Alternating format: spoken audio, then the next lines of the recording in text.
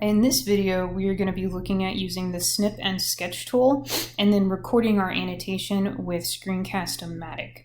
Now, typically, I would have already snipped my item before doing the lesson or recording for my students, but I wanted you to see how I snip my image before we do that. So this could be like a worksheet that has been sent out to the kids or an interactive item that has been sent to the students through Google Drive or Seesaw, and you are just going to snip it so it looks like a image. I'm using your Snip and Sketch tool. So Snip and Sketch, mine is pinned at my taskbar. You can also find it under your start icon. Once you have it open, you're going to say new. I want to snip something new. You can choose different options here at the top to say how you want to snip. Typically, I'm looking for my screen to be snipped. So I am going to click in or tap and drag to select my item that I am snipping. And then I'm going to use my annotation tools up at the top here where I have a pen. If I tap, it will let me choose different colors.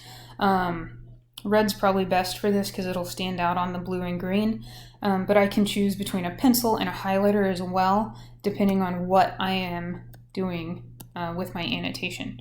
So from here, I would start talking about my water cycle, talk about the definition of precipitation and other things, and then come in and write.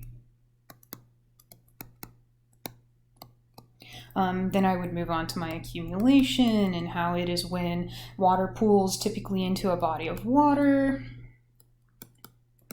And then the sun will evaporate